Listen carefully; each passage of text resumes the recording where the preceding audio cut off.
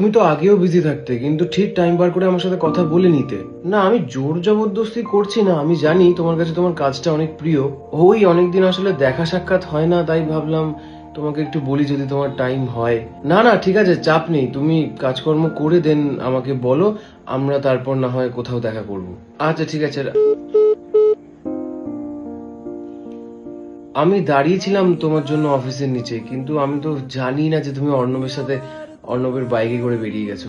তোমার জন্য একটা গিফট কিনেছি, একটা ঘড়ি। ও, অফিস থেকে গিফট দিয়েছে? আচ্ছা আচ্ছা, ঠিক আছে, তাহলে আমি ওটা রিটার্ন করে দেবো।